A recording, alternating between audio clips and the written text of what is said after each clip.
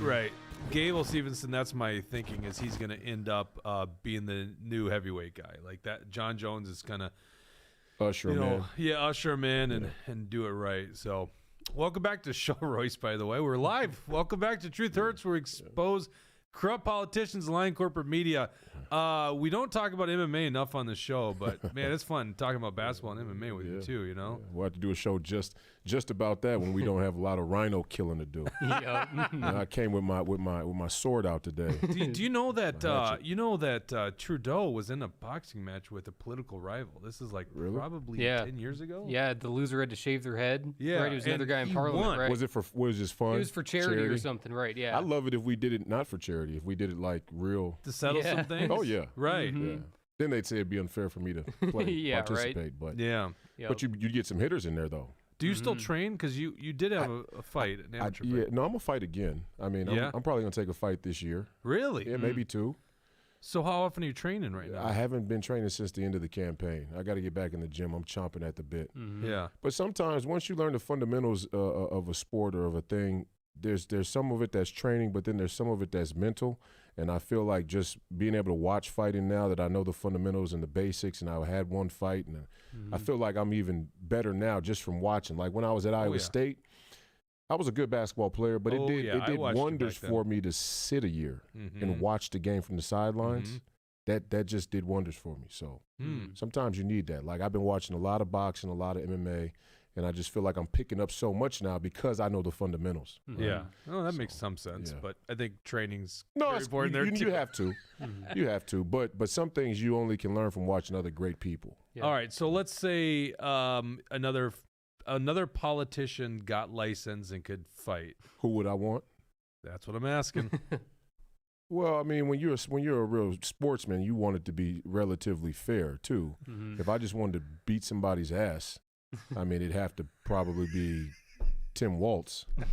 Right? But, if I wanted a real fight, if I wanted a real fight, it had to be like Fetterman because he's the only one who's like relatively the same size. Yeah, there you go. Right? Wouldn't be fair. That wouldn't be fair either. Oh, my God. Right. Yeah. But he's at least a bigger Democrat. I'd probably take a Republican. Give me who's the guy with the eye patch? Dan Crenshaw. Give me him. You say that. I got a video queued up for that. Oh, you really? Yes. What a coincidence. Wait till you watch this on Ukraine. Joining us as always is Mr. MAGA Jesse. How you doing there, buddy? Yeah, doing good. Yeah, plenty of good stuff to get into. I see we already got Tucker, JM, Teddy, Billy22, Carol Hexum, Truthseeker0450. So nice to see all you guys tuning in. Make sure to leave a Rumble rant if you want to make sure your comment is read for a question for Royce here. We're broadcasting live on Rumble, Twitter X. That's what I'm going to call it now. Twitter X, Facebook, YouTube. Most people watch after the fact, but we usually have a pretty good comment section. If you want to interrupt us anytime, just hit that Rumble rant button, especially if you have a comment for our guest, Royce White.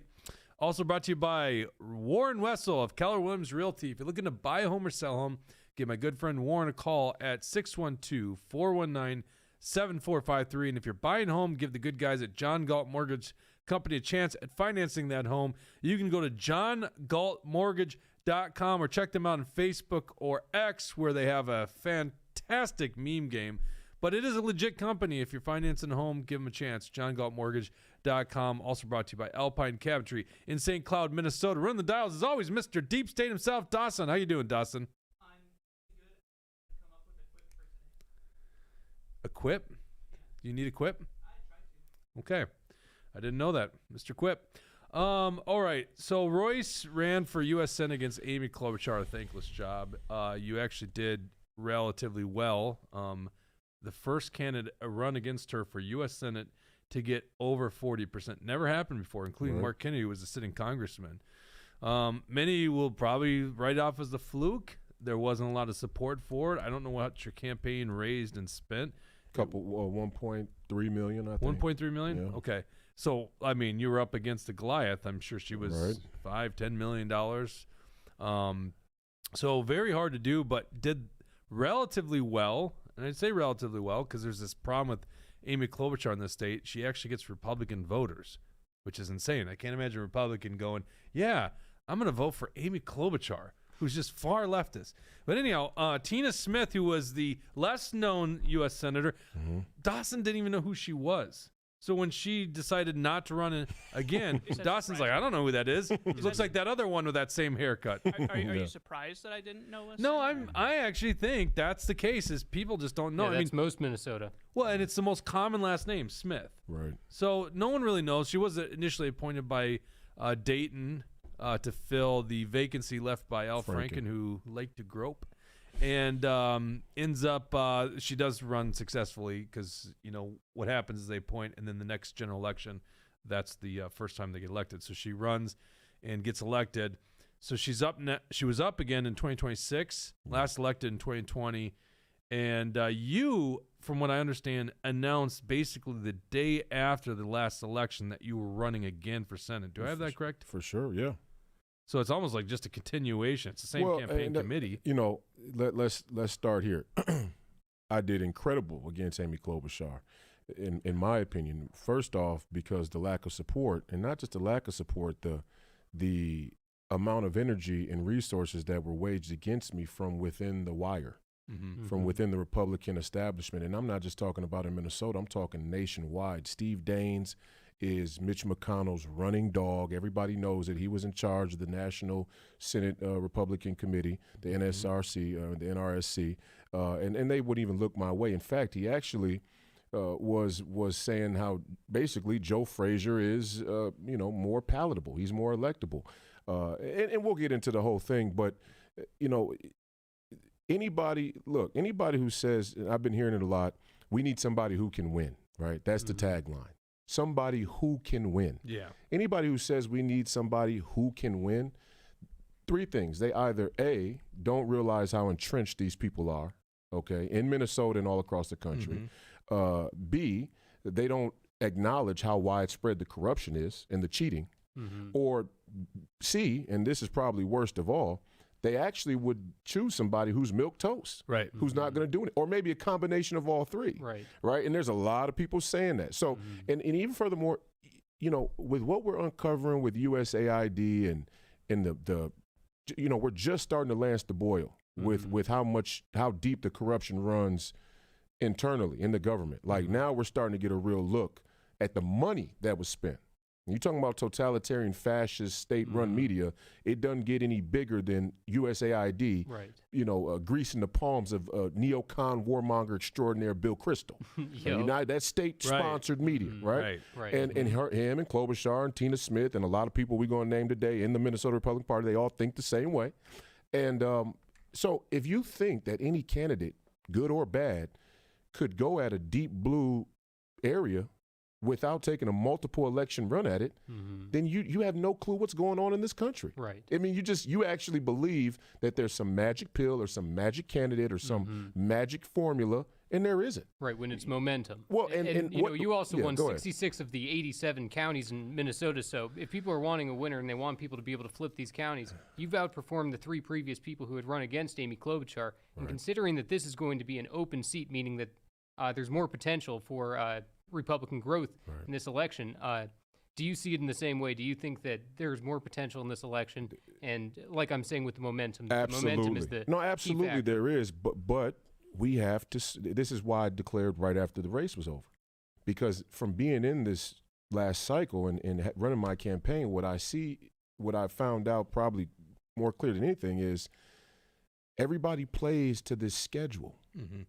And we're playing from behind, but we still play to the schedule. Like, well, let's wait till the right time to announce. Let's wait till the right time to get to work. Even that's a part of the scam. It's like, let's wait until, 12 months out or 8 months out. It's like, that's when election season. No, when you're playing from behind like we are in Minnesota, it's always election season. The game is always on, right? To make up the gap that we need to make here. And so, like, the biggest issue still is everybody knows what. Look, we got to stop talking about who can make it to D.C. and start thinking about what it's going to take to get who we want, and more importantly, who we need in D.C. And so if we're talking about that, everybody knows what the issue is. It's 4 and 5. That's the issue. The issue is CD4 and CD5. Now the question is, what can be done in CD4 and CD5? We went to CD4 and CD5 more than the Republican Party has in 30 years. And what we found is that the absence of the Republican Party, the Minnesota Republican Party, in CD4 and CD5 is not coincidence. Mm-hmm. It's either fear or full-on controlled opposition. And I'm opting for the controlled opposition from the party more than I am the fear from the grassroots. And it is fear from the grassroots. And we got to talk about that. And this is my problem with Alpha News and the Kendall Qualls, Fox News. No, I'm serious. I love it. No, I'm serious. This is the problem with it. This is and I'm not even saying it's not opinion or conjecture. This is the fundamental problem with it. Yeah. The Muslims are coming. The black people are stealing your cars from department stores. Problem. Yes. Mm-hmm. But if you allow them to fearmonger you to not go door to door in the city and preach the value of the Republican Party platform, you have committed to a perpetual loser position. Right. And that's what they do. They fearmonger. And that's why, as excited as people were, oh, we got a young black Republican and he's articulate and he's tall and he comes from the city, and they thought just because they endorsed me, what, black people are going to vote now in Minnesota, blue Democrat communities for the first time in 30 years? No, some will, and some did. And we get a lot of that feedback like, man, I voted for you. But the problem is the Republican Party didn't want to go and show up. They didn't want to show up and say, this is why you need to be voting for us. And so politics has become more about personality and money than it is about education. And that's why they don't want me in it. Right. And because they know I'm going to actually educate people. Exactly. Right. In CD4 and CD5, the problem is that RINOs cave to the Democrats. In these blue areas, that's not what you actually need to appeal to someone to be able to get someone to flip their vote. You need to give them an opposite message that tells them, we want freedom. The Democrats are your enemy. Yes. And the only way to do that is with a hardcore message like you're saying. The only way to do it is with a truthful message. And the real hurdle, and this is why all the Minnesota GOP is lining up against me now. I can see it. Swarzy, Julia, it's going to be Tafoya. Yep. It's Kendall Qualls. They all endorsed my opponent last time, and I smacked that ass last time. I spanked their ass. I did. Yeah. Did I not? You did. Did Kendall Qualls, Norm Coleman, Tim Pawlenty, Rudy Boschowitz, they all came out against me, and their juice is waning. They couldn't wad a shotgun. Right. And it's not nothing I'm doing. They are not genuine. Their political platform, their political ideology is obsolete because it was always corrupt. People are just starting to figure it out. So now they're lining up on the edges against me to say, he lost already. We need to let somebody else take a shot. Even that is a scam. No, we need to stay on this campaign, and this campaign is one campaign. We took a shot at Klobuchar, and we got our name out there. People didn't even know who I was across the greater state of Minnesota. Why? Because USAID is paying MSNBC and Politico to control the narrative. Okay, so you were new in politics. Well, so that too, but I'm just saying the amount of money that's been given to insulate Amy Klobuchar with the narrative is ungodly. I mean, it's so big, we can't even count it, literally. Well, I mean, hopefully we can start counting all of it. Well, hopefully we are, right. What we're learning every day, and I can't wait to get into the DOGE with you. But before we go on, my point is, again, the problem we still have is the problem that we had last go around. It's within the wire.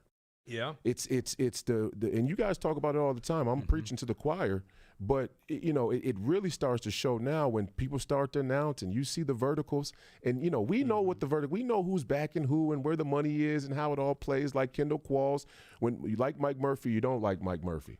When Mike Murphy got up there and said Kendall Qualls is a sellout, he's absolutely right. Now, Mike Murphy could have his own agenda and things that I'm unaware of as well. I'm not saying that anybody's perfect, but what I'm saying is, Kendall, look at who's backing him. All you have to do is look at who's backing the guy. Like for me, for example, you won't find one mega donor on my donor sheet. Yeah, I'm like radioactive to super donors. Right. And that alone should tell you everything you need to know if you're an American citizen worth your salt. Yeah. But the local Minnesota big donors wouldn't touch me. And they'll say it's because of his background. It's because he's got baggage. He said, no, it's because I'm not a neocon. It's because I'm not a warmongering, baron robbing neocon like Kendall Qualls. And people like him, see? But see, the gloves are off this time. And I was deferential to Kendall because I do think some of the things he says are true. Like the black nuclear family has problems. I come from one where my dad went in the household. Turned out pretty well, though, to not have a dad in the household, I would say. And I would also say... You mean your dad? Right. Yeah. But I would also say most of the biggest assholes in our society had two parents in their household. George Bush, George Bush's dad. Let's go down the list. Mitt Romney. Mitch McConnell, Liz Cheney, Sure, but Nikki Haley. but definitely on the whole, I mean, it's better to have two. Depends on who we're Like, if talking you're about. looking at the aggregate, It it's depends better. on who we're talking about. See, because and this goes back to the narrative. The narrative is if a young black man doesn't have a father in the home and he ends up killing another young black man and spending the rest of his life in jail, the net result of that is more detrimental to the overall stability of society than a person from a two-parent household like a Mitch McConnell holding the neck. You're finding really far extremes on these. No. This is the whole thing, Jake. Yeah, but I'm saying other than these George political Bush, swamp creatures. No. But see, you say that as though it's a casual or tacit thing. What I'm saying is if you took the aggregate net result of every young black criminal in this country and you compared it to the corruption that the D.C. uniparty elite, who mostly came from two-parent households, it doesn't even come close. It doesn't remotely come close. See, because if it's about money, I could take every young black man in the American history and add up what they've stolen from a department store or a local bank or credit union, and it wouldn't come close to $37 trillion. It wouldn't even, it'd be a blip on the radar how much the spread is crazy. See, when you say was $5 trillion missing, DOGE is found, that ain't young black men doing that. They ain't stealing that money. They don't have access to it. See, they steal from each other, right? I mean, you'll get a young black man who steals, to go breaking and entering to another black man's house who he thinks has money, and he ends up only getting $700 cash out of it, shoots him and kills him, and yeah, that's tragic. Right. And it hurts society. I'm not saying there's not a deep spiritual wound, but we give a pass to all the. What I'm saying is, Right. You're centering on the larger crimes. Well, but yeah, not by but it's a accident is real my point. interesting It way ain't an it goes accident. into it. It ain't an accident that Kendall Qualls is doing I'm the black guy who's going to talk about the black nuclear family because he knows when the Joe Frazier's get up on the stage, he's going to endorse him. Right. Anybody who supported the Ukraine war in the last election cycle is out. Yeah. That's the way I look at it. Let's get into this. This was the first topic I had for you. And I'm glad sorry, you I'm bring fired it up today, guys. No, I no, it's apologize. I'm sick of interesting. these people. Yeah, It's we like interesting. I was wondering, should I go debate you on the single-family household? But I want to get to the issues like this. Let's pull up the A2 first, Dawson. This is Dan Crenshaw, as you mentioned, the patch guy, right? Now, he was a Navy SEAL, and I appreciate the service of people like that. You know, those guys don't have an easy job. Of course. But he's debating Glenn Greenwald on Attention Whores program, Pierce Morgan. Have you ever been on Pierce? No. Oh, God. Can't believe Pierce hasn't reached out to Royce. He don't want me on. Oh, yes, he does. Oh, yes, he does. That's all he does. Yeah, he's all. Yeah, He finds the most. He loves fights. He loves fight. Well, he got one here with Glenn Greenwald, who I think is a fantastic journalist. Yeah, I like Glenn. He's cool. Right. So here he is with Dan Crenshaw. This is I guess the RINO establishment position, and I just can't believe he's fighting for this. Go ahead and play it. Yeah.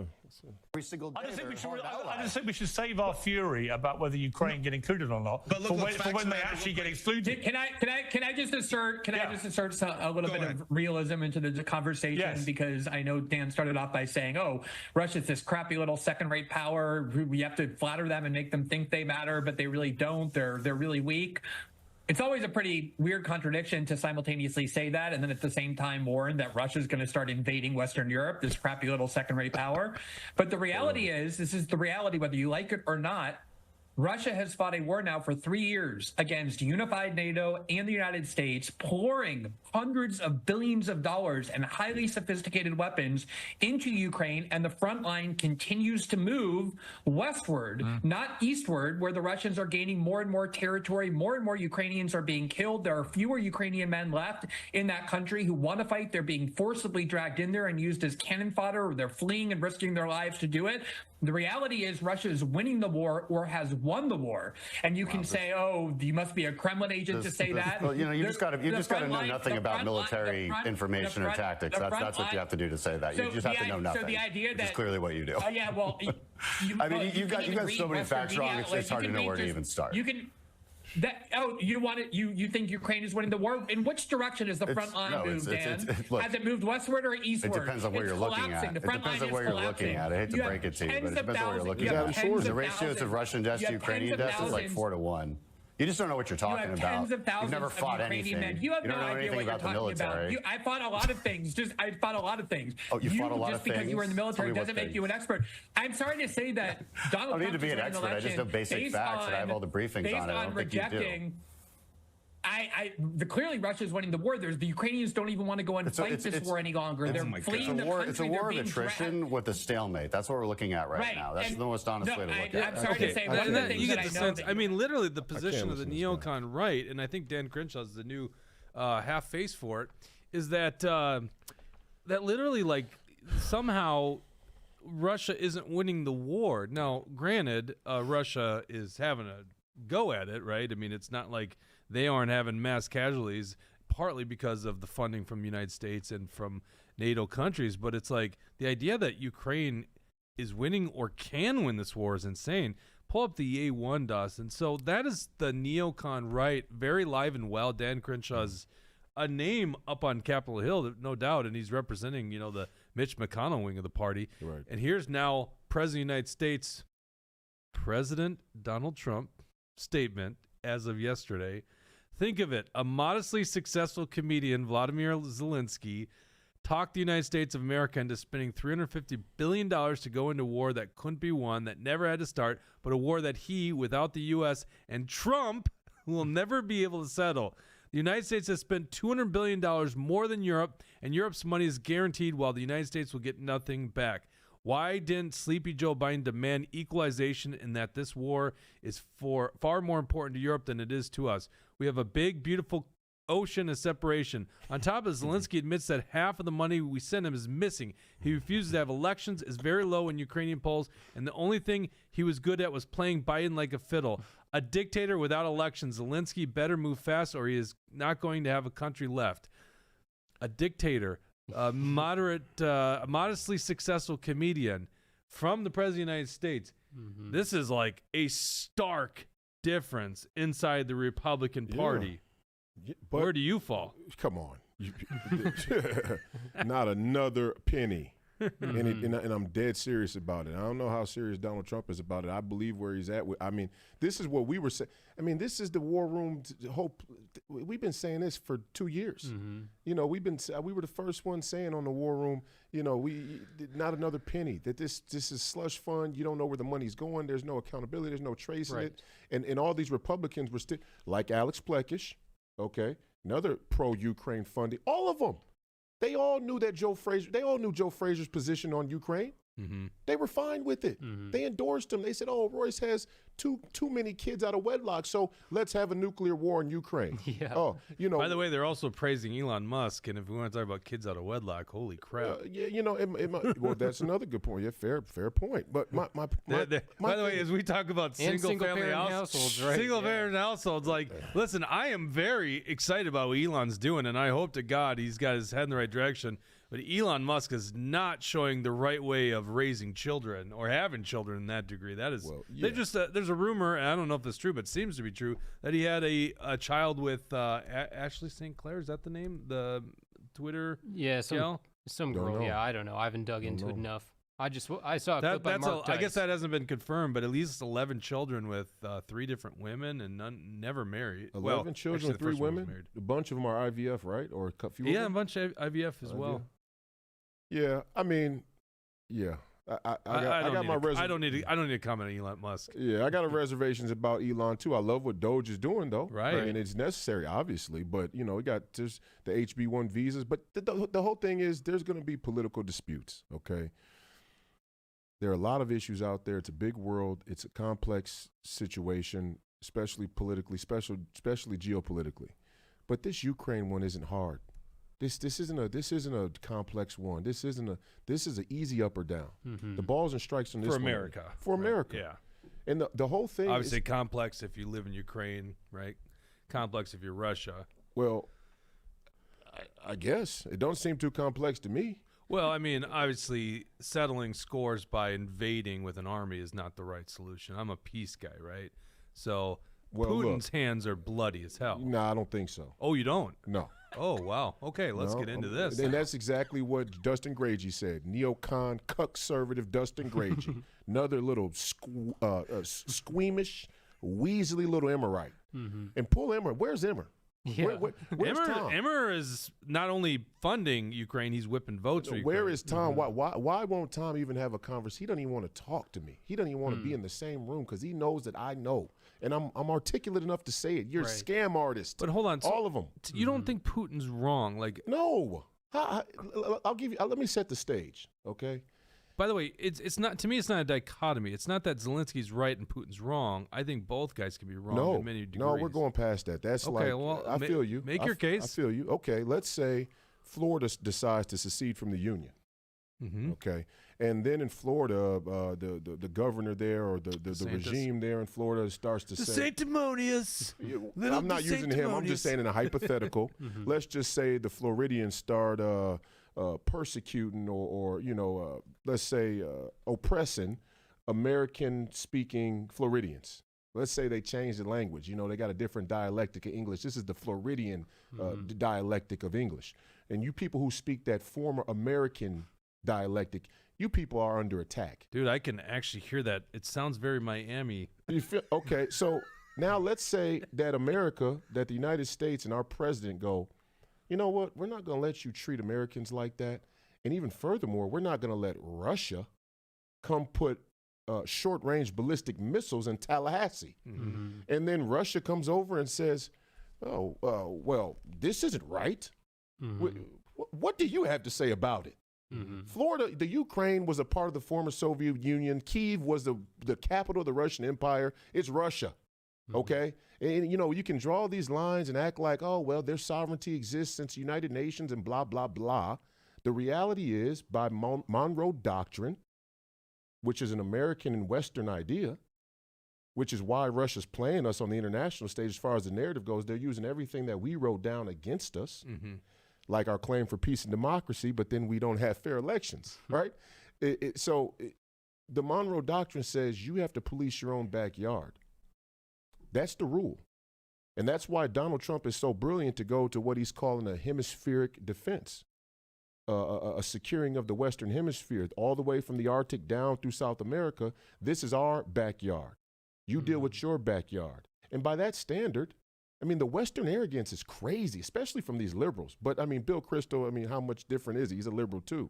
So I said that Dick Cheney's a neocon, and it might have been Strausser or Dustin Gragey or one of them. Or no, it was some other guy online who runs in that little crew says, oh, Dick Cheney's not a communist. He is. Yeah. The post-World War II Democrat liberal order of neocons and neoliberals and globalists and commies and Marxists, they're all in on the scam together. It's just a few America firsters out here in the wilderness holding their M16s, praying we can keep things in order, right? But the point is, the Ukraine has become this democracy. We're trying to uphold democracy. It's so strange to me. These people talk about white supremacy, bigotry, xenophobia, and all of these ideas that stem from a European intellectual tradition, even Marxism. Who do they think Karl Marx is? You hate white people. Before we get... But wait a second. You hate white people. Yeah, but I see us wondering. Karl you don't Marx feel is like a German philosopher. You're protecting Karl Marx. You can't stand white people. You hate white people. White people are the scourge of the planet, but you're following a German philosopher. And not only that, you're willing to protect the territorial integrity of the same European Union that you say is colonialism is the greatest sin in human history. Yeah. So which one is it? Is Europe the great evil? And is Europe and its people and its heritage of the Westphalian nation state, is that the great evil of our society and civilization? Or are you willing to go to nuclear war to protect it? Right. See, you can't talk to people like me, and see, that's why they don't want, because I draw out that contradiction. Well, but I thought that Great Britain was the evil of the planet. Exactly, but they're willing to die for it. I see. So it's crazy. Here's where I come down. Yeah. I think Vladimir Putin was a rational actor in what he did. Yeah. I think we agree on that. Right. NATO's expansion being one of the bigger one, and you're right. Ukraine was Russia. That's how they view it. My God, when Tucker Carlson went to interview him, Vladimir gave him a 45-minute lecture on the history of Ukraine. I mean, that's how they see it, right? Right. So he's a rational actor, but that doesn't mean I agree with his justification. And I think it's morally reprehensible that he actually invades and attacks the Fine, Ukraine. but then you got to hold the same standard when we do it. I agree. Yes. Iraq, Because Afghanistan. as a guy who's a war veteran, Yeah. I am against war a lot, especially when your eyes get opened by going over there and understanding what these things are about. The way I look at a lot of stuff, it's actually the leaders. They're in the skirmish and they are fighting for whatever reason, political reasons, and it's the guys on the ground that are the ones that get screwed. And in this case, they die. No doubt. Over 1 million people in that war have died. But again, yeah, you say that, and I agree with you 1,000%. But yet we still have a party whose base allows them to walk any Dan Crenshaw up on stage and draw the affection for the military because he served. He gets more just like Qualls. Qualls served, Joe served, Adam Swordsey served. But Democrats actually get David less Hahn pushback served, these days. Plekish served. Like. It's one big neocon expat. Well, just serving doesn't mean anything, and we're gonna have Adam Schwarzer. But it does mean something, though. Well, no, it does when Tom Emmer comes. Well, one of the best congressmen I see is Eli Crane. He was also a Navy SEAL. And Eli Crane's a real hitter. Right. So you can separate the Eli Cranes from everybody else. So serving can go either way. By the way, I serve with guys. What I'm saying is that the party, and its BPOU and caucus system, all the way up to the hierarchies from the state at the state level across the country. When a Tom Emmer comes into the Minnesota Republican Convention. And he stands up there to give his introduction speech and goes, if you served in the military, stand up. And the crowd goes wild. That's his way of justifying funding the Ukraine. And everybody feels so good about it. That's true. That's why they're using it. That's the scam. Yeah. Right. And then it's the Muslims. I know what you mean, but honestly. It's always the Muslims. Now it's the Muslims. Now we're going to go to war with Iran. Well, that's the interesting one to me. I can't understand why Russia all of a sudden became the big evil with the left. Yeah. And the only way I can rationalize it is that it's because they'd rather have a white enemy. But that's a scam. The Slavs aren't white. Who white compared to the Middle East, white compared to China. Though. They're really not. And the Arabs don't consider themselves black or colored either. The Arabs are the biggest slave-taking nation. Right, but you can be so the modern left, obviously, is very much against, they're just loony. Marxism. They don't have any anchors. I don't even regard them as serious. I don't even talk about them anymore because when you start saying it's okay to spend $250 million to cut gerbil penises off and do trans experiments, what am I talking to you for? Right. I don't want to talk to you. I don't want to talk about you. It's hard to listen to these guys nowadays. Yeah, it's ridiculous. They've lost a lot of credibility. The Arabs, but there's no pushback. It seems like on the Democrat side, except for Palestine, for the Gaza Strip. Gaza. There's no Palestine. The Palestinians, there's some pushback there. But on Ukraine, they are like you see it in their bio pictures, right? Yeah. They're all in. So at least on the right, the Republican side, there is pushback inside the ranks. I hear you. Neocons still live. It's the only pushback in the entire political spectrum. Mm-hmm. We are the last line of defense. The scary part is the only thing for them to do now is try and coalesce the center, the uniparty, with a MAGA face. With a MAGA tone. They have to try and find the right MAGA pitch that will allow everybody to go back to sleep and move the agenda forward. And that's what Donald Trump did. Donald Trump's drawing a clear line right there when he says, nah. This wasn't on Russia. This was on Ukraine. And everybody's going wild. It's like I think Trump tried to take the first couple of weeks to try to create some kind of peace plan without having to say this type of stuff about Zelensky. I think he was giving him some kind of ultimatum, and the fact that Zelensky is being unwilling to negotiate tells you that he's the one that wants the war to continue, and Putin is the one who wants it to end. I do want to talk about Adam Schwarzy real quick because you had mentioned him, and Jake had said that we have invited him on the show. You're saying he's a neocon. Why would you say Adam Schwarzy is a neocon?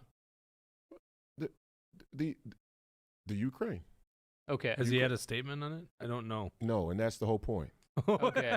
So you're saying the absence of him not speaking out on that is an indication. And watch what he does. Now watch what he does. He'll try and follow behind Donald Trump, right? Yeah, but just let's go back to 2000. Some senators are pushing back. Let's go back to 2022 when he ran for CD3, and let's go back and check the ranks on what he said then. Yeah, I'd be curious about the military. Right. Let's go to his ex now. If anybody who served in this country's military has a public profile on X, Instagram, Facebook, Truth, Getter, and you don't see the term military-industrial complex on their feed, you know that they're in on it. You know how far they'll push. And I went to Schwartz's just last night. I looked him up just to see what he'd been talking about. And it's all fluff. He's on Newsmax. He's on Fox. He wrote an op-ed for the Washington Times. He wrote an op-ed for this and that. Show me where it says military-industrial complex. I see what you're saying. And so I'm also talking with lots of people. There were people who had supported you last time that, some are, most are still planning on supporting you again. There's a certain amount that are falling into Adam Schwarzy. I love it. So how do you win those people back? I don't win them back. Yeah? You get the government you deserve, and by God, you will. See, and that's the difference between real players that come into politics and people who are bought and paid for. People are bought and paid for. They play this political game like, oh, how do I win this? How do I get these people? I'm just going to tell you the truth. Okay. And you get to decide. We all get to decide whether the country lives or dies and how it burns or how it flourishes. And I don't get to decide that for everybody. Right? Look, just like there are people are like, oh, well, you did great against Joe Frazier in the endorsement process. You got 67% on the first ballot. I thought that was ridiculous. I thought it should have been 90%. But there was a cohort in there that was so caught up in the claims that I'm anti-Semitic, that's so caught up in the back child support, that's so caught up in their own sort of neocon, Bush, Reaganite sort of, that they're still listening to Mark Levin. Right? They still think Mark Levin is the great one. Go look at what Mark Levin's saying right now about Ukraine. He hadn't even changed his position. He's so arrogant. I can't stand that guy. He still thinks that it's okay to be full-fledged in Ukraine, and there are people who still listen. And I'm saying they're Republicans. Right. So you're saying you'll let the issues differentiate you. I look forward to meeting these people on the trail. On Saturday morning, I'm going up to the convention at I think it's SD 34 up in Rogers, and I hear there's some detractors there. There are some people who have some questions and reservations. Good. I want to see you. But I'm going to actually make you talk about it. Right. So you can't just be like, oh well, Adam Schwarzy, let's see if he can win. Give somebody else a shot. No. What's your ideology? I looked up his Twitter. And we want to know that about him as well, right? And, obviously there's going to be more room for differentiation between you and Julia Coleman and Michelle Tafoya, these other rhinos who are, pro-abortion or they're let's bring that up a second here. I Yep. looked up, did a deep dive on Adam Schwarzy's Twitter. There's no mention of Ukraine. There's no mention of Putin. Russia's the only one. This is from June 28th, and all it is from Town Hall. When our adversaries look at Joe Biden, they see weakness. Iran, Russia, China, all of them, their comrades respond to only one thing: strength. There it is. Peace through strength. I can't disagree with that statement, by the way. But that's all that comes up when you look up Russia, Putin, Ukraine. So there's no statement here. Right, and it's a question, what do you mean by strength? We know what he means by strength. Donald Trump protrudes. Well, no, we don't. Because Donald Trump protrudes strength. Now, listen, Trump's idea of taking over Gaza, what a horrible policy decision. I'll march in the street against that. But I kind of look at that and I go, damn, that was a good move. You don't like that? Oh, I hate the idea of us going to Gaza. I love the idea that got the Arab nations on board to finally do something about that problem. I love the Gaza plan. I do. If it was to carry out, you like that plan? I like the plan. Oh my God. And here's my reasoning. Because when people ask, because I got thrown into the conversation about the Middle East and the Jewish Palestine, because supposedly you can't say that the Fed was run by some Jewish elites. Supposedly, Janet Yellen isn't a Jewish elite. Barack Obama's a black elite, but Janet Yellen's not a Jewish elite for some strange reason. Okay, so basically I can't say anything about Jewish people, which is ridiculous because most of my biggest supporters are Jewish. In fact, the only co-host on the entire Free People Radio platform, my podcast platform, is a Ukrainian Jewish guy. Yep. Okay, so oh, he's Ukrainian too, huh? He's Ukrainian Jewish, the old Khazarian legend. But and that's my guy. You guys know. I mean, Professor Penn is. And I've read his open letter that he wrote, to the RJC. Yes, right, to the Republican Jewish Coalition, right, talking about how you're getting smeared with all this BS, and if anybody would know if you're anti-Semitic, it'd be the Ukrainian Jew that's one of your best friends here. And when you're really racist, you're really anti-Semitic, you don't hang out with people for show. That's not a real thing. Like, if I'm really racist against black people, I don't think they should draw the same breath as me. I don't think they should be in the same vicinity as me, right? I'm not talking about this soft sort of woke political racism or bigotry. I mean real hatred, like the definition, right? So obviously I'm not anti-Semitic, but because I said that the Fed is a problem, which now we see is bigger problem than we could have ever imagined, probably. Yeah, I've always known that one. And so if I criticize Ben Bernanke, then I'm an anti-Semite. Right. Okay, fine. And half of the Republican Party, let's not say half, let's say a fourth of the Republican Party will believe it. Yeah. Because they're evangelical. And you know what? I'll get to that in a minute. There's a woke right component. Oh, there's a woke right. It's Party, Mark Levin, Ben Shapiro, Jordan Peterson even is falling into it over at the Daily Wire. But it's unfortunate. I was forced to make a comment on this issue. So it's like, Israel, Palestine, what would you do? Okay, number one, my Israel foreign policy is nobody gets our foreign aid without conditions. Even Israel. Nobody gets aid without conditions. Okay, what are the conditions? The conditions are we can't be on every side of the war. Simple. Because when you're on every side of a war, it makes it very hard to tell who your friends and enemies are, right? And so a good prescription is like, and I said, bring the Jews out of Israel. Bring them out of there. Let them come to America. We're willing to let all these other refugees come to America for any other number of geopolitical conflicts. The Jews are surrounded by the 2 billion man Muslim world, which is a scam number in the first place. That's more Fox News fear porn. Like the Muslims in Southeastern Asia are the same as the one in Pakistan. Give me a break. I mean, there's no cultural coalition between the Muslims in far Southeast Asia and the ones that live in Yemen. Okay, I mean that's like saying there's a correlation between the Christians that live here and the Christians that live in Bratislava. No, oh no, there's not. You people are on your own, right? So, but my point is if the Jews are surrounded, bring them out of there. So Donald Trump just flipped it and said, well, let's take the Palestinians out. And both measures are good because they're saying if we take one group of people away, it's gonna show us who really wants to fight just to fight.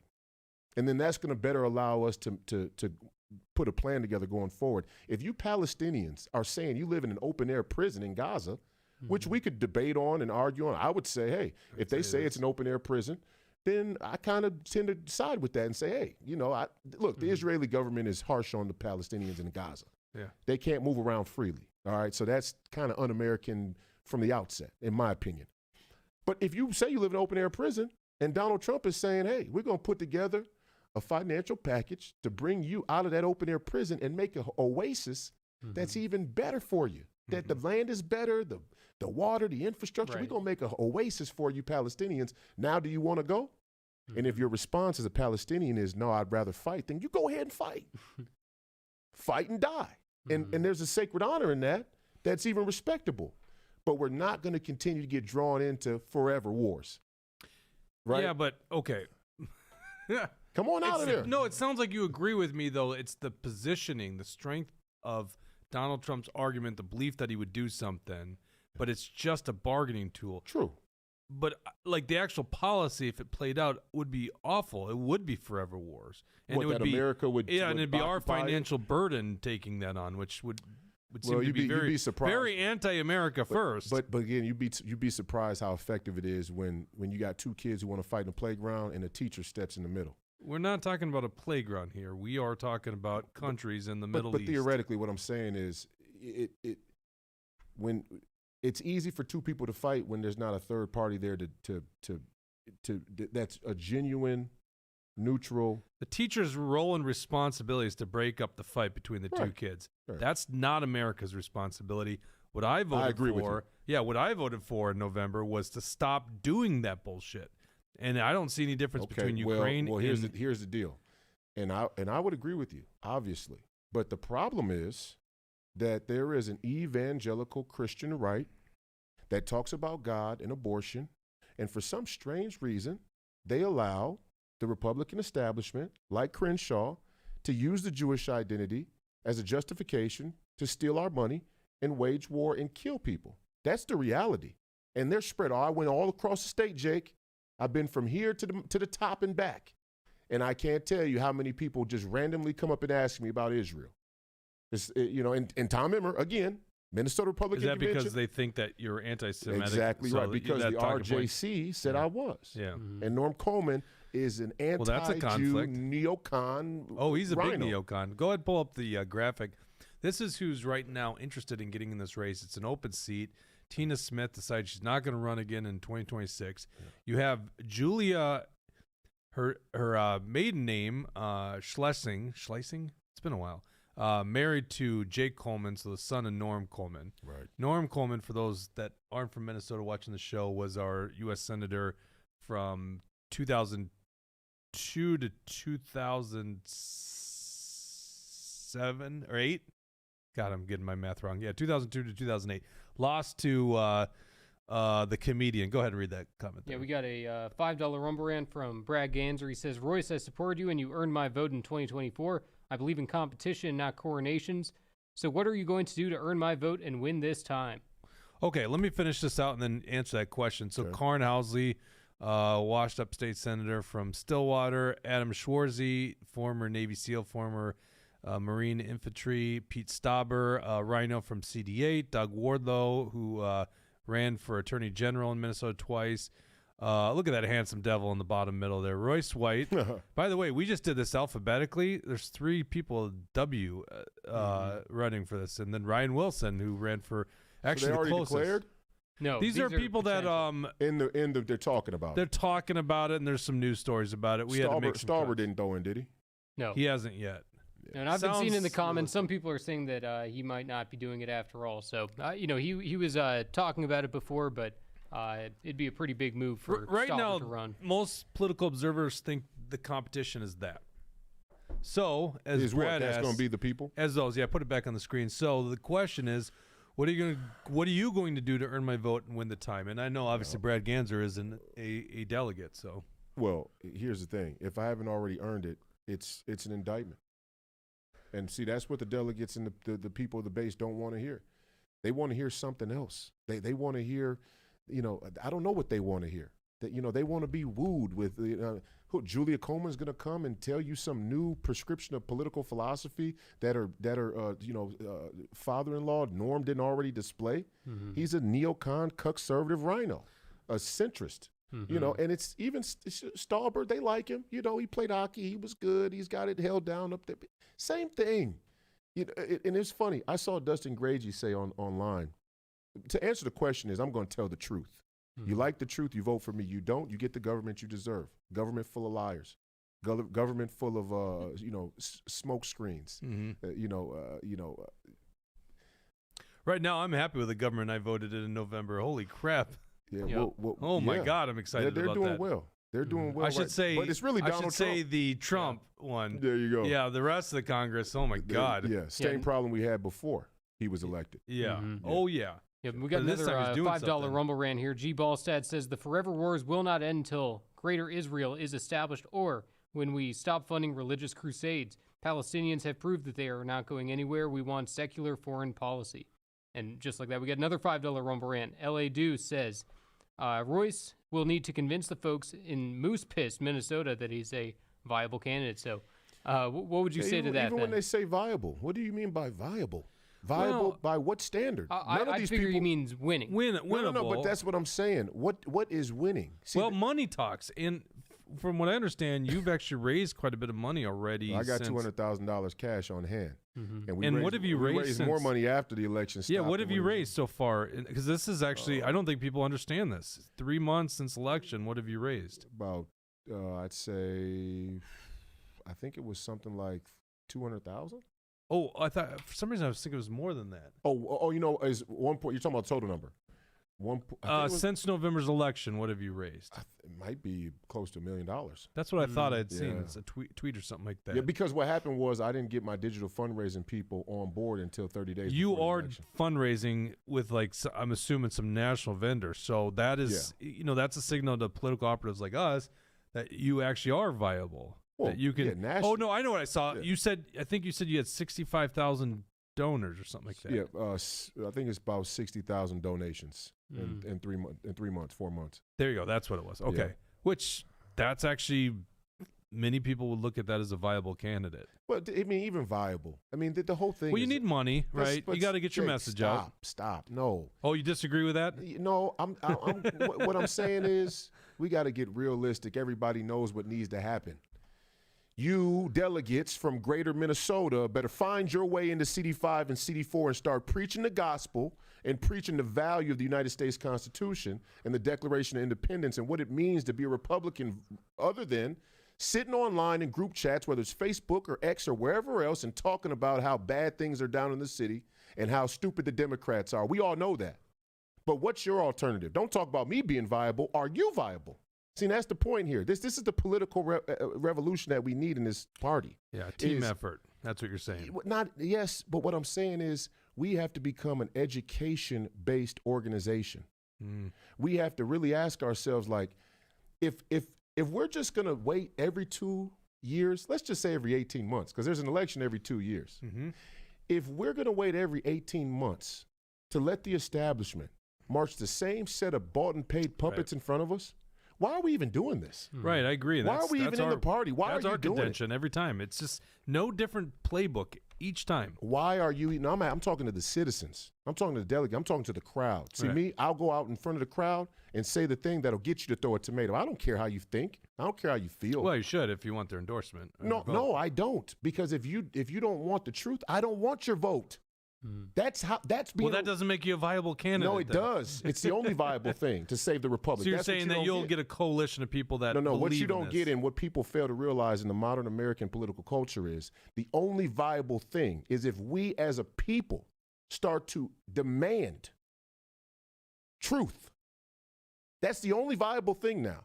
Everything else is going to fall short. Everything else will crack and crumble. So it's crazy to me to watch these evangelical far-right Christians make it seem like abortion is the highest issue on their list, but you're willing to take the most corrupt and dishonest set of slated candidates that you can find. And you think you're going to get something real? Because Pete Stauber gets up and has a Michelle Fishbach endorsement on abortion, but they're stealing money every chance they get, and they're using the abortion issue to do it. And they're funding Planned Parenthood. Well, that too, And out of all of the candidates, it was Dustin Grazy, back to my point, he said any candidate that doesn't pre-commit their support to the eventual party nominee should automatically be disqualified as a candidate for support, for future support. Idea. Well, that would be all 4 Congress members. Yeah. That would be Fishbach, Stauber, Finstad, and Emmer, because none of them were willing to commit their vote. The Star Tribune didn't ask them if they would endorse me. Right. They asked them, would they vote for me? They wouldn't even say they would vote for a fellow Republican candidate because what? Because I won't get up, before my convention speech and hail Bibi Netanyahu? What are we talking about here, Emmer? And you see, the thing about, and the reason why I said it's not about convincing these people, we all know what the field is. It's me, people like me, Bannon, and Emmer, and the Emmers of the world. This is who it is. That's what the face-off is. Yep. And if the Minnesota Republican base really believes they're going to get further with the Tom Emmers of the world, then be my guest. Go ahead. Who am I to convince you otherwise? The candidate.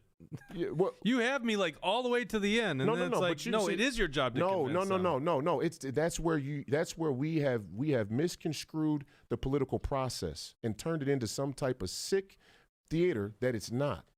No, it's on the American people individually, each citizen, to find the discernment, the righteousness, and how do they find that? Look inward. Read your gospel. It's all there. But read the Constitution. What inspires them to do that? No, you don't need inspi. That's come on. No, you do. Give me a break. Whoa. Give me a break. Well, hold on. That's like Jesus Christ came and died for exactly. you. No, you're making my point right there. Like, you don't need literally, God gave His only Son to walk on earth as a human to show, to lead, and that's the point. I'm always one to say that people who say, like, okay, for example, there's a lot of Christian in the Christian community. There's a reason why 30 million Christians still aren't voting. Yet they talk a lot about politics. They got their opinions. They stay in their little Christian circles, and they want to be self-righteous, but they don't get involved in politics. I never say you shouldn't get involved. And I use that example, actually, that even Jesus turned water into wine and showed some miracles when he didn't have to. So I get what you're saying. But my point is, that sacrifice, that example, was supposed to be enough to stand the test of time. And here we are again in 2,000 years later asking ourselves, why aren't people inspired? I'm starting to think y'all just don't want the truth. I'm starting to think there's a part of us that... But don't you think there's a component what of else am I supposed to tell them? Your leaders are neocons. Well, yes, but you need to tell Your the chair, message over and Alex again. Plekish is a neocon. I don't know how on earth you people at the what was it, the State Senate Central Committee? I don't know how on earth you people at State Central Committee elected a public and admitted neocon on the tail end of a Donald Trump presidency victory. How? Well, because he was better than neocon David Hand. That seems No, they're pretty all the obvious to me. same. They're all the same. He's way different, at least No, from he's what he not seems like different. nowadays. No, the only thing that matters is the Ukraine funding. That is the hallmark Yeah, but of the the party globalist chair mentality. doesn't weigh in on that. The party chair is No, he the does. He apparatus. does weigh in on that. He's going. Well, he does like to. Yes, he likes to weigh in, but it's like No, I'm more he's going to be the concerned- one who decides who the party puts their support behind in terms of endorsing candidates, and he's going to do the same little sneaky shit that David Hand and the rest of the neocons were And doing. if he does that, we'll be here to call him out on it because that's He's the not problem going to with do it David out Hand. loud, just like David didn't do it Well, out yes, loud. of course, but we Right, called him yeah, out because we know remember- this stuff. Yeah, I remember when you called out David Hand, you were saying that he would Right. smile to your face and then backstab you. You know, when you're not looking, he would send out these fundraising Right, he called me. letters. He called and, me when the election was over and said, I thank you for running. It takes a lot. And he always tried to play cool because he knew he had a chair spot, chair race coming up, Right. and he didn't want me weighing in, and I didn't want to weigh in. You know, I didn't even weigh in on the chair thing. Yeah. And the reason why is I want to see where everybody's at. I'm 33. I'm 33 this year. I'm going to be around. I want to see where everybody's at. Yeah. I like to get a look at where y'all are at. See, because, again, back to my But point don't you is, think you can make an impact on where they're at? That's I what already I think told your them. candidacy is. I no, told but no, them. Not everyone understands the message. Oh, not come everyone's on, heard Jake. No, Royce. Stop. Royce, not everyone. This is the hurdle. Now, stop, Jake. This is not true at all. It's very true. They're more interested in cultural wedge issues that really don't get around to solutions because that feels more potent. That's what it is. They're more interested in Alpha News telling them that black people are stealing cars down in Minneapolis than they are that the neocons are stealing their tax money. This is why Lyndon B. Johnson, another crook, he said on the record, if you can get the lowest white man to believe that he's higher than the highest black man, you could steal his money. And that's what's happening in this country. That's what's happening in the state. That's what's happening in this party. The Alpha Newses of the world, the Fox Newses of the world, they put just enough cultural wedge issues. Sometimes it's race, sometimes it's abortion. They put just enough in front of you to make you lose sight of the fact that Dan Crenshaw is the biggest problem in this country. The Dan Crenshaws of the world, the Mitt Romneys of the world, these people, Mitt Romney's real electable. I mean, you know what I'm saying? I mean, when you say viable, if Mitt Romney was here in Minnesota and he had never run before and he wanted to throw his hat in the race, he would be considered viable. Right, of course. Right, and he's not viable to me. So we have to change our entire thought process on what we call viable, electable. Hold on, I can't let this go. Okay. You're acting like this thing has to happen, and it has to happen organically. And my point is, No, that's why I'm here talking about it. That's why I'm here telling people. He asked me a question, I'm answering it. Well, yeah, but that seems incongruent with what you're saying. It's like these No. people have to have this awakening. No, I'm saying I'm going to and tell you have no once. part of that, but no, yet you're no, here. I have a part in it. I ran 2 elections now, one in C5. We found a bunch of RINO neocons there. I Right. ran statewide. We found a bunch of RINO neocons throughout the state. I'm running statewide again, and they're going to show their face again. And all I'm saying is, Well, yeah, I'll those tell people you. will And exist, I think, that's I for think sure. what Royce is saying too is I'll that, tell you, but I'm know, not here to for the I'm people not here to that- twist your arm. Right. I think what you're saying is for the people that are rejecting you, you're not going to try to win them over. You're going to find your own people instead and find those people who are going to lead this have America to. First charge. Right. We have to because look at Tulsi, for example. Nobody would have. Who wanted the Tulsi Gabbards of the world? Right. Nobody. We didn't want any Democrats. By the way, we do have breaking news. I just noticed Mr. Prig78 says, anyone can talk about Cash Patel here? It is confirmed during the show that he got confirmed by the U.S. Senate. Amen. Yep. Right? The So great what a Cash great Patel, win for another war room posse Yes. hitter. Yep. Yeah, let's get in there and clean So out. thanks for bringing that up. Great. Unfortunately, that was happening while we were on the show. Love Cash. No, but I'm just confused here. Okay, there's definitely the RINO establishment, the neocons that will never see the way we see things. Some of these people are connected to the beast. They're connected to the swamp. It's their way of making a living. It's the power and prestige. I don't care so much about them. I believe what you're referring to is not just them, but it's the people that maybe get duped by it. You keep talking about Alpha News, which is kind of like the Fox News of Minnesota. So it's kind of spoon feeding these feel-good conservative Team Red stories, right? All right. But those people, in my opinion, I'm not saying they're always wrong, but in my opinion, those people are winnable on a lot of things. They can come our way. They just need a message to resonate with them. I hear you. From someone like you. I hear you. But right now, it sounds like you're so naive as to think, no, if they don't see it, I don't even have time. I don't want their vote. It's like, no. Well, that doesn't make you a viable candidate. No. What I'm saying, I said what I'm saying. What I'm saying is I'm telling you the truth. The question is, are you willing to hear it? Are you ready to hear it? Okay. But you understand that sometimes you have to tell that truth about a dozen times. Exactly why I'm running again. Okay. Okay, so you are trying to earn their votes, all right? But I'm running again.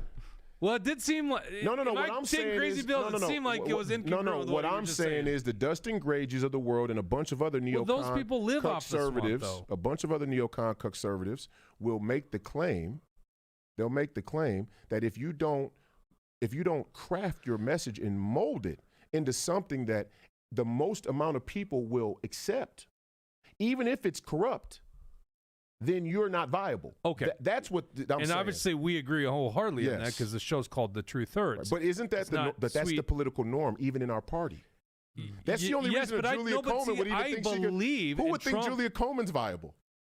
I believe that. Because she's what, a woman? I think that you're right, is that people with the right tone, the right way of delivering a message, talking about the truth is the winning thing. You talked about Jordan Peterson before. I think Jordan Peterson's rise is because he was telling truth so core to a lot of people's belief system, it connected with them. Actually, you know what? Here's a better example. Why is Joe Rogan so damn famous, and why is he so big? Because the guy is literally telling the truth. He's being very authentic, and people have this desire for it. And I think that's incumbent on the candidates like you with a message to make that message and say it over and over again to win this coalition of people. Joe Rogan's a bad example. He's pretty milquetoast himself. Who's that? Joe Rogan's pretty milquetoast. Well, I don't mean that in the sense that he's like some strong America first kind of guy. Although, gotta say, he's been red-pilled a lot in the last couple of years. He stood in the breach. Great. I respect him. He stood in the breach, but he's nowhere near the standard bearer of how American leadership. The guy operates from a position of what he believes to be true, and I think that's why he's doing so well. People believe in his authenticity. Yeah, but people also like Rogan because it gives you. Rogan, you could argue that Joe Rogan is the highest level of the middle of the road, the centrist media. And it really is genuine centrist media because he'll have somebody from the far right, then he'll have somebody who's far left, and he'll give them both a chance to, and then even him. Which I love, by the way, because then he gets John Fetterman on the show, and you're like, I love that too. Then you're like, oh wait, John Fetterman really doesn't have much substance. That's the thing. Yeah. You know, there's this thing on the right, like people are like, oh, John Fetterman's sounding really good, and I'm like, did you watch him on Rogan? There was nothing there. The question is, will that save the republic? Well, we're not going to save the republic overnight, but I'll tell you what, and this is the other topic I want to talk to you about, is DOGE. Let's pull up, Dawson, the B1. So DOGE, to me, gives me the most hope I've ever had in politics, and I've been doing this for decades, right? Or been involved in some regard in politics for decades. That we're actually going to have a monumental difference. I was actually quite bearish on the future of America because of these problems with the Federal Reserve, $37 trillion in debt. By the way, we talk about cutting a $50 billion U.S. aid or whatever we're going to cut it. It's like the federal deficit, so the money that we're borrowing per year and adding to that $37 trillion is $2 trillion. And the interest payments are more than our national defense. And by the way, our national defense is bigger than the next 26 countries combined. We cannot afford to do this crap. Right. So then all of a sudden we see DOGE, and it's the most brilliant thing. I can't believe it. Like Trump was literally, I always tease Mega Jesse about, oh, it's 5D chess by Trump. Oh, this was literally 5D chess. They were steps ahead of everyone, the media, the Washington elite, implementing in the Treasury payment system new codes from some geniuses to actually figure out and trace these payments to uncover the corruption and the fraud, waste, and abuse in the federal government to the point where we have a chance now to literally make some massive cuts if there's a will by Congress. Certainly there should be a will because Donald Trump got elected on this issue. Right. And, one other thing, everybody, all these Democrats like to say that nobody elected Elon Musk. I was looking it up. It was August 19th in 2024 when Elon Musk first posted about the Department of Government Efficiency after Trump was saying that he was going to be an advisor. So the American people knew for sure, and they knew full well that Elon Musk was going to be an advisor. They knew that the Department of Government Efficiency was coming. And of course, people are against waste, fraud, and abuse. So it's no surprise that MAGA is hoping to see that that is fulfilled. The nice thing about us having a show is we've been out there. We have all the footage of us saying along the way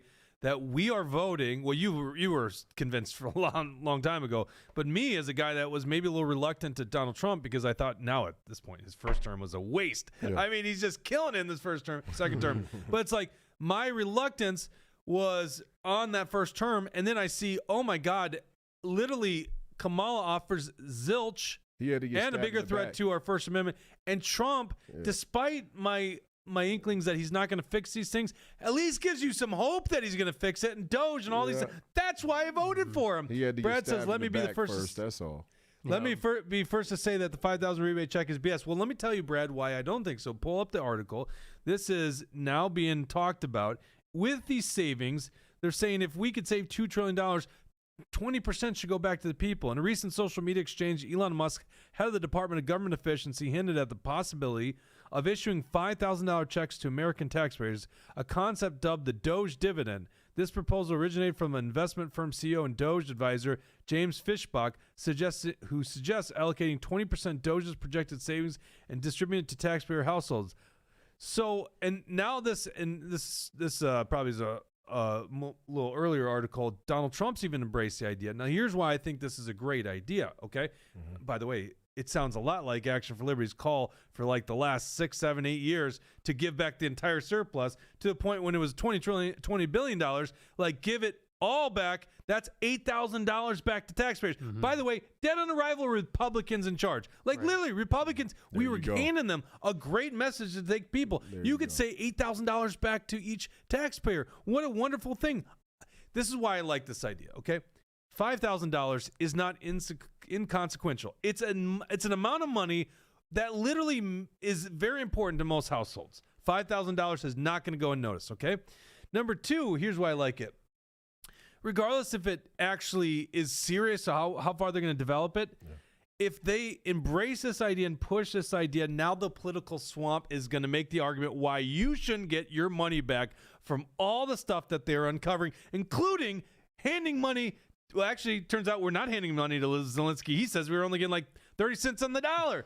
Where's that money going? So now they have to be against you getting $5,000 back. Yeah. Great. Finally, we've been talking about this for so long. Right here in Minnesota, with every surplus, it should go back to the taxpayer. Yes. Should be handed to you. This is a great idea, regardless if it ever gets formalized in anything. Brad says, damn it, Jake, you are wrong all over the place today. How about we don't lean into these shell games and give me a $5,000 tax cut? Well, yes, Brad, I agree on principle that, yes, giving you a tax cut on the front end is a better idea. But it's the concept here that there's a check for $5,000 waiting for you, and these swamp creatures who are against DOGE are against it. All right, well, you know where I stand on DOGE. What are your thoughts on DOGE there, Royce? Hold on, really quick, I've got a question for that. So you said even if it does not come to fruition, it's still a great idea that they're talking about it? Yeah, like placing the peg out here, let people know. But when it doesn't happen, then we're calling it out 100%, right? And being like, you lied to us. You said you were giving us money. Now you're not. Well, meaning that the people that make sure it doesn't happen are the people in Congress. Now, as Brad is alluding to, that's exactly Brad's actually right.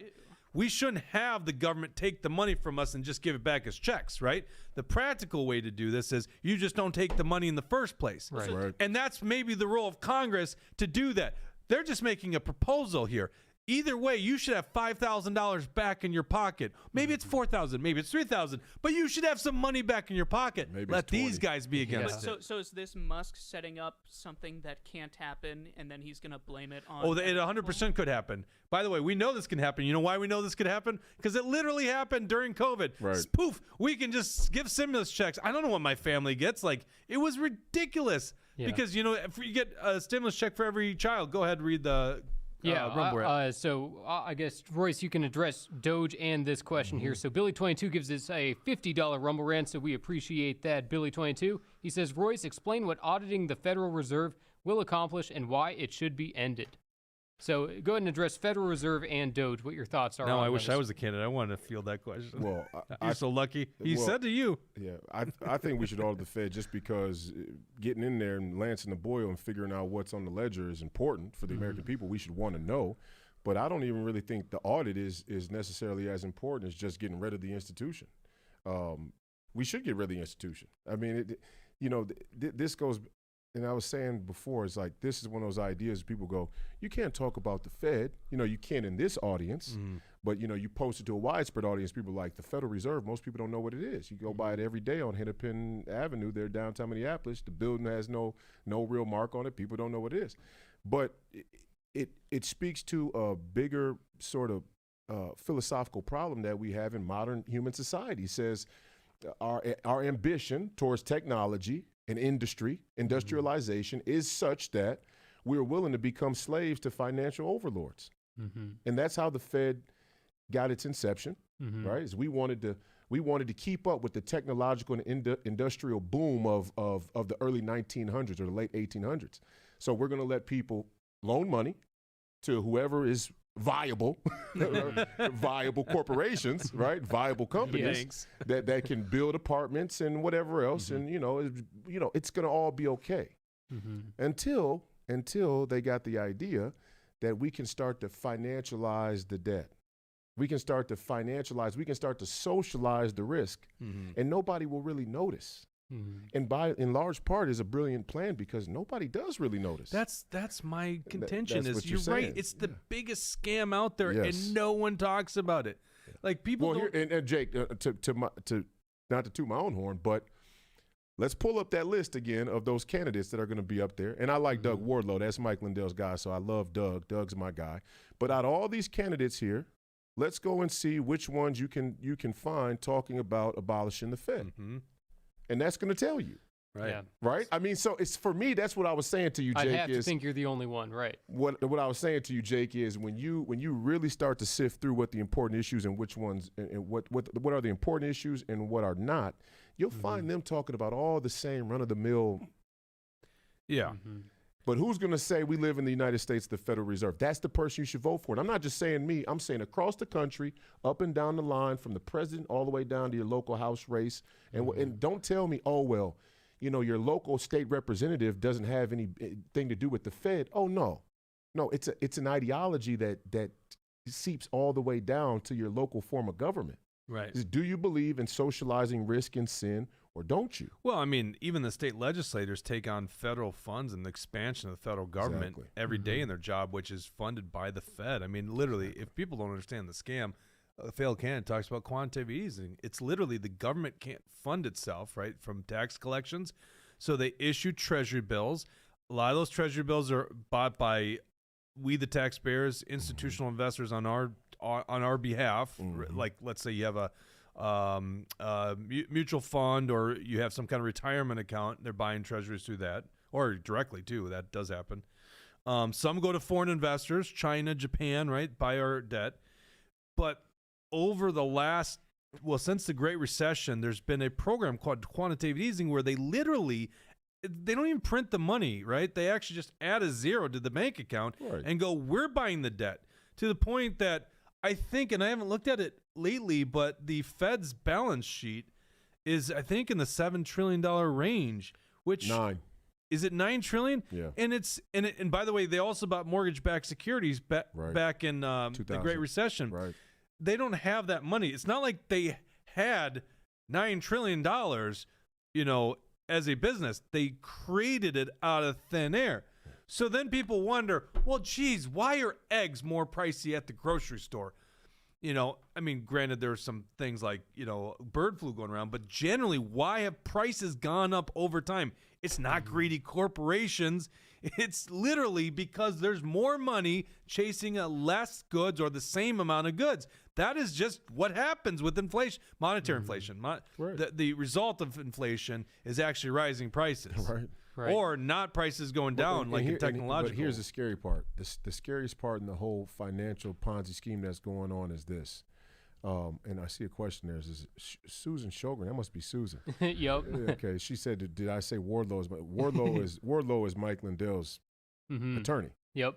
Yeah, so one of them, right. He's defended Mike Lindell, and Mike Lindell is an American hero. So, yeah, I do have a yeah, respect for Wardlow. I'm sure if we went into Wardlow's votes while he was in the legislature, there's probably plenty of things that we could find issue with. But actually, he was one of the more conservatives. Yeah? Yeah, he was only in for 2 years. I remember that. You could find a lot of problems with what I'm saying is Mike Lindell is obviously in the crosshairs of the establishment. Right. They went out of their way to try and take him out, and he just keeps on fighting. So for a lot of attorneys, mind you, a lot of attorneys to really stake a claim next to somebody who's radioactive, quote unquote, says something about something about their character. And Wardlow was somewhat unfairly smeared in certain cases too, so he's been through the ringer. Pull up the B2. Billy says they don't have to do it that way though, Jake. The Treasury could issue its own currency. Yes, you still. Well, yeah, they could, right? Actually, the Treasury does issue currency. Right. The Treasury prints it. Right? Yeah, Fed is just it's a checking account for the Treasury.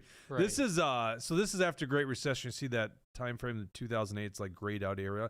Do you see that they expanded their assets? I should be looking at my computer here. They expand their assets. So they were under $1 trillion. You see that slow, steady. I mean, this is the scam that no one knows, Royce. You're so right about it. This is what captivates me when you run, as you talk about this issue. But they went from 2009, basically a slow, gradual incline of assets, and then boom, overnight, about $2.3 trillion. Where did that come from? No, they just create out thin air. Now, the reason that didn't end up in just consumer good price inflation is because that money went to the big banks and large corporations, so it went into asset classes. Now, I was a investment advisor at the time. I knew exactly where to invest, the stock market, because it was so obvious to me that that's where the appreciation was going to go, right? So then you see, Dawson, get rid of the window on me here so you can see in 2020, then COVID comes along, right? Now, they're still increasing that balance sheet, but once COVID comes along, poof, $3 trillion basically overnight in 2020, and then it rises up. By the way, I was criticizing Trump in 2020 for the stimulus bill and saying it's going to result in price inflation. And the difference between that and the Great Recession is not just the scale, how much more money they create out thin air. It's also the fact they handed checks to American people, and it literally just went into consumer goods. Actually, it initially went down to paying down consumer debt, but then went into consumer goods. So that's why we see a rise in prices. And then, of course, Biden doubled down on it. Yeah. So now that's different than the government giving you back your money, or as Brad says rightfully, not taxing you in the first place. That's not what we're advocating for. They're literally, we're advocating for that. What they're doing is just literally creating the money out of thin air. And that's like economics 101. It's to the point where either congressmen are dumber than I thought, or they're just lying sacks of shit. And they know this. But this is what I'm saying. This is my point. What do we say to that? Say it. I mean, I know you guys say it all the time, but I'm going to take the Emmer.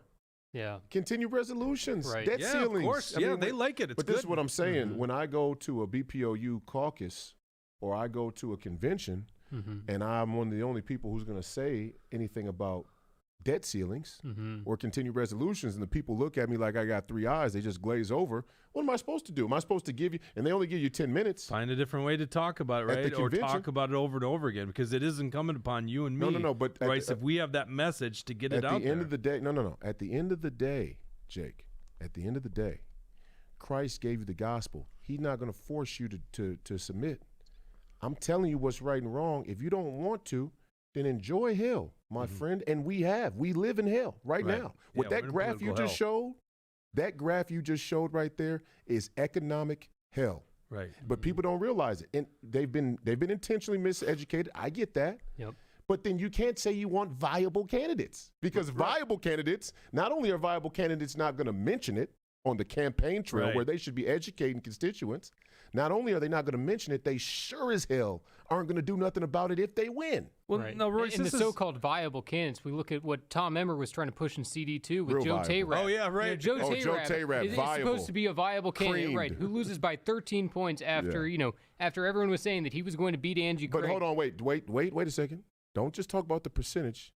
Talk about how much money they put behind him and he lost by that much. Right, exactly. He had the entire Fox News. Oh, remember we talked about it? Right, Who did he bring up? Yeah, who was Amy Klobuchar's, dark mark on her legal record was Mayan Burrell. Mayan Burrell. And Right. he's there going, Mayan Burrell was a gangster. Right. And that made him viable for the Fox News Republican neocons, right? Yeah. And he got creamed by the same points as I had no help. Right, So exactly. I think that makes me viable. No, Just because that's Emmer, a great point because Emmer Yeah. set up a whole fundraising committee, a joint fundraising $1 million pact. overnight. Right, over $1 million to help out Joe Tayrab. And for what? Joe Tayrab didn't expand the base at all. Joe Tayrab didn't do anything to help the Republican brand or the party. If anything, he embarrassed the party for losing to Angie Craig in that fashion because, like you said, with all that money, with all the resources, with Tom Emmer and everything behind him, he did pathetic for and what here's he was set Hold up on, to do. I want to read Billy Okay, too. go ahead, Great go ahead. comment. There's a difference between a debt-based currency and an asset-backed currency. That's He's right. 100% right. And by the way, one of the things that Elon and Trump are teasing right now is actually auditing the gold stash, or the alleged gold stash that we have at Fort Knox, Yep.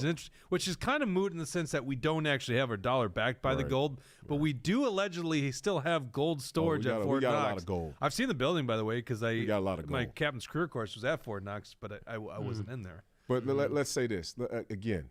Here's the thing. I'm not even going to say Tayrab is this or that because he lost. Sure. But it's not about him losing.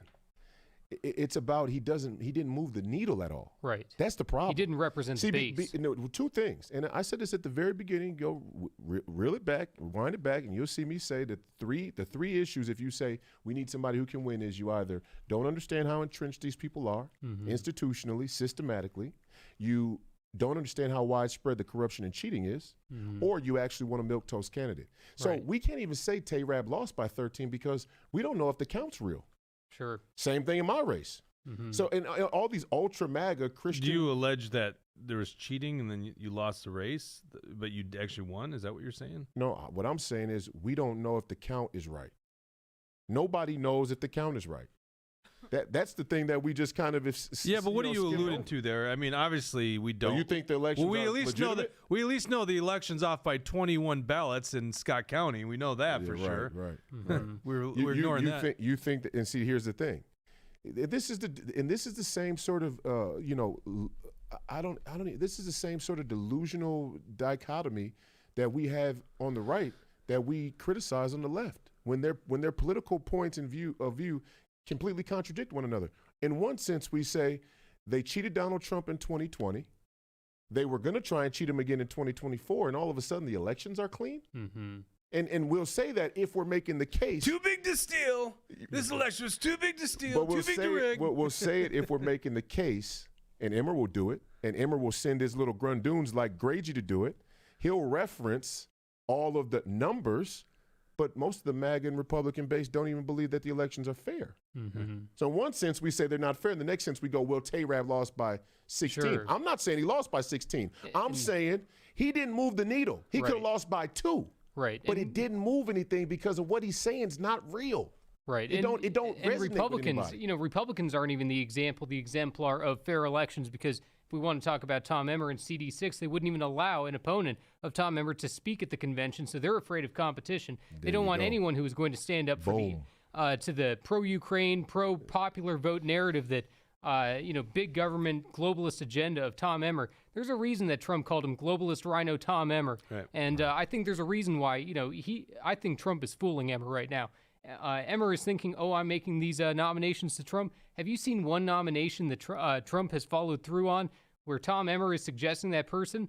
Of course not. I think what Trump is doing is saying, go ahead, send me your people so I know who not to pick. So I think that, Trump seems to know how to play Emmer. Trump's a G. Right. He didn't endorse me, and people go, well, that's another thing that keeps coming up. And Sure. it's, why didn't Trump endorse you? Well, that's obvious. I mean, it's obvious because I'm anti-Semitic, quote unquote, right? I mean, it just, for him, that political capital is probably too problematic. But look, if he's willing to go through this, if the president is willing to go through this, Right. I'm willing to go through it with him. You don't got to give me an attaboy pat on the back. I'm not looking for that. I honestly don't need his endorsement. And I actually support him. Like I Right. support the real MAGA philosophy. I don't need a button. Right. I don't need a button from the president. Yeah. Like If you're a one- real citizen and you really have sacred honor and national honor, you don't need any adulation. You don't need any kudos. You just do it because it's right. Yep. See, Tom Emmer, he needs that. Yeah. He wants that's who he is. There you go. He wants the president to say, "Hey, Tom Emmer, you're doing a good job." He wants to be at the Super Bowl with president. You know. Yeah. And, on the CD6, one final point here is that, I know that there was a ton of support for you in CD6. So despite, some of these people being Tom Emmer people who are maybe kind of allowing the mask to go over their eyes because they'd rather think that Tom Emmer's a conservative than deal with the truth of it. There were a ton of people. I was looking around at the state convention, seeing how the different delegations were voting, and I saw, a good amount of the people in CD6, they were there to support you as well. So, wait a second. I want to be very clear here. I'm not making any claim about the people in C6. Right, exactly. Right. That's my point, too, that you're not talking about the grassroots. You're talking about the Emmers of the world. Well, they're all grassroots, right? Well, and this is the dichotomy, right? Yeah. Again, it's like when you said, well, who would vote for Trump and then vote for Klobuchar? There are people that would vote for Emmer and vote for me. Yeah. Because Emmer came at a time where, and he's a great speaker, don't get me wrong. I think he's a good speaker. He would never debate me. I almost considered primarying him in CD6 just so I could get on the debate stage with him. Yeah. But he's a decent speaker, okay? And he does say some things, enough things to check the boxes. But people have to start to understand and recognize the check the box speech. When you hear somebody say stuff that you don't readily associate with, that's who you want to follow down into the trench. Yeah, man, I tell you what, I've just been in politics long enough to just up. Let us try to get it back up. Let us know if you see this. Ghost in the machine. Yeah, I'm gonna send a message I here. don't think I've ever seen that happen before. No, that was crazy. I just assumed it was the TV. I didn't assume it was actual system. My switcher isn't working. We're getting to the nitty gritty. Yeah, we said something that crossed the line. Obviously, even for Rumble. It says back up in the comments. Or freeze frame. Can people still hear? All right, let us know if you can hear us. It was the Jews. That's it. It says they see me live. Yeah, it should be looking better now. Okay. That was crazy. Oh. Yeah, we only bought like the best system and it apparently crashed. I mean, for crashing one time in the past however many years we've been I doing this, know, that's not but bad. boy, we talked a lot more about the It Jews in happens. this episode. I don't know. Did we really? I mean, see, even I'm that's just crazy. I'm kidding. I They think, can hear I us. think I'm pretty even-handed on the whole topic. Oh yeah. There is a woke right, and it's a little ridiculous It's when it comes to that issue. It's so actually, it dumb. disgusts me. You know why? Because I actually do have an affinity and affection for the Jewish people. I'm actually Right. Christian to the core, like to the point where I acknowledge that Jesus Christ was a Jew, that our forebears of the faith were Jews, that David and Moses and all these people are important figures, and Jesus affirmed that. And Jesus himself has answered whatever they would say is a Jewish question. I mean, that's even anti-Semitic to say there's a Jewish question, but there's questions about black people and white people, so there's questions about all people. But Jesus already answered this question. He said first for the Jew, then for the Gentile. He didn't say not for the Jew. Right. So for all those who are like anti-Jewish, right, really truly anti-Semitic, Jesus answered that. But for all the people who say, oh, well, you can't say anything about, well, Jesus actually criticized the people of the temple. That's okay. And it does kind of highlight this place on the right. And this is what I'm saying. This highlights the place on the right where the Republican Party can't get over a hump, an ideological hump, that's authentic enough to go into the place they need to win, let's say in Minnesota. Now, Donald Trump won nationwide on the margins, okay? He still won on the margins. And I personally think they held back on the cheating on the machines because everybody was watching. Right. Donald Trump won the narrative well before the election, before election day, right? So they couldn't switch the ballots. They didn't want to ruin that Capitol. Why? Because Donald Trump only has 4 years, and they're so arrogant. Their thought is, how much damage can he do in 4 years? And you know what? As I take a look around at our party, I kind of get the same sense. And I didn't have a call with Donald Trump. I've had multiple calls with people on his team, and I got a lot of respect and love for a lot of people. Did you have a call? So you had a call with a team that you maybe publicized? Why? I don't know why O'Bannon said that. I don't know either. But Texas Waterfall. I did talk to some people on the Trump team, or multiple people on the Trump team. Maybe you talked about that somewhere, and they. Yeah, I mean, I talked to multiple. I think we talked about it last time I was here, right after the election. But again, you were flagged for anti-Semitism. That was a joke. Huh? I don't think we really were. No. This came from inside the Trump team. Oh, really? Oh. Yeah. No, when I called, that I was Interesting. flagged for anti-Semitism.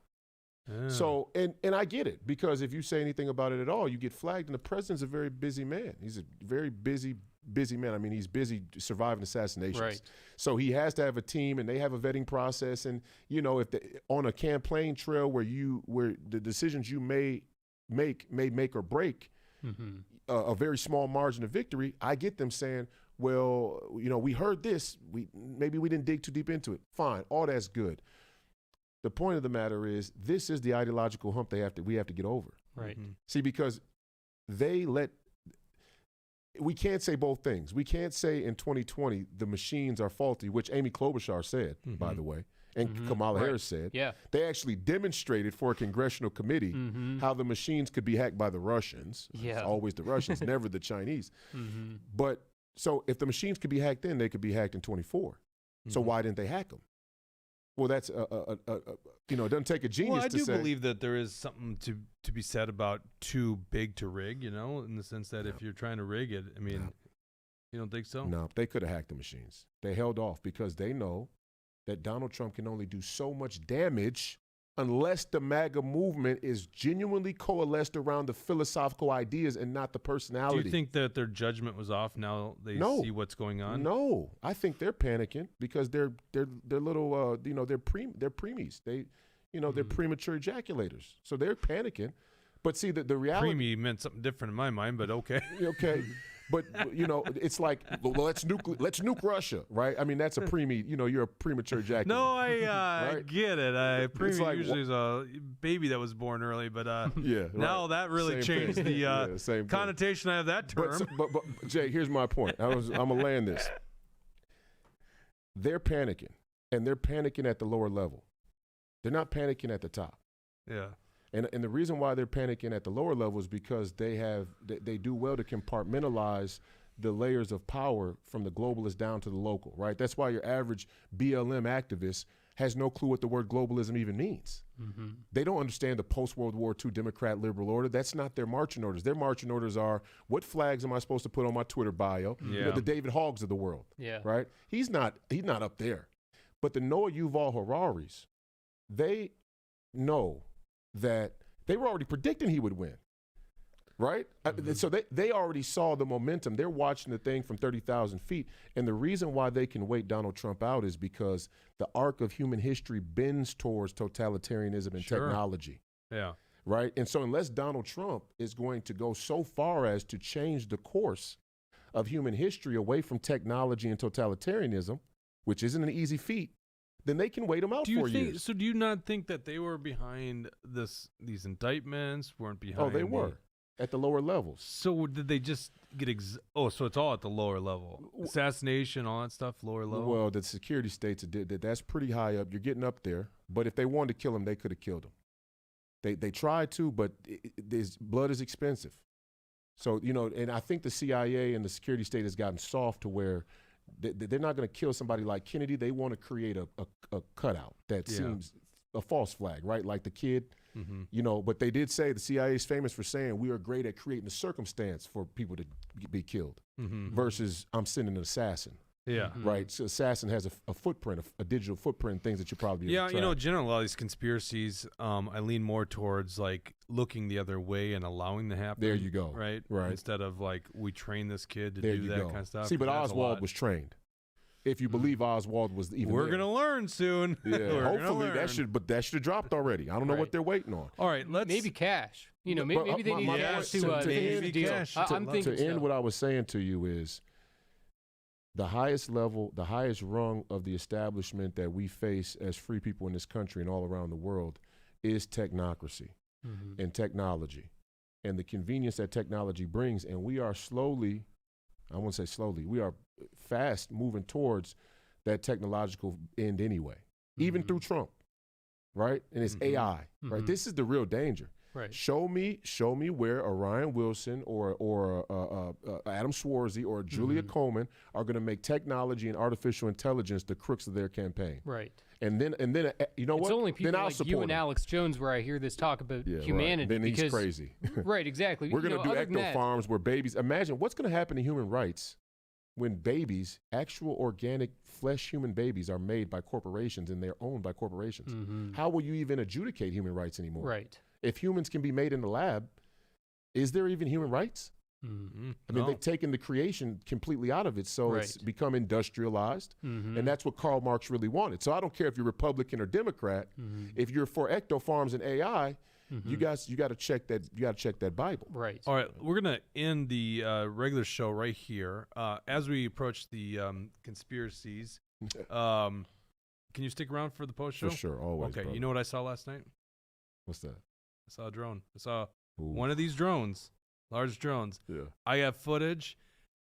Dawson, I think we've kind of come to a conclusion on it, but I would love to hear your thoughts on the story of the drones. Because you know they're in Minnesota, these night drones, the ones that are the size of like SUVs. Yeah. I laid eyes on one last night. I'm not joking. That's not a joke. Spooky. So we're going to show you. Well, we might have an explanation.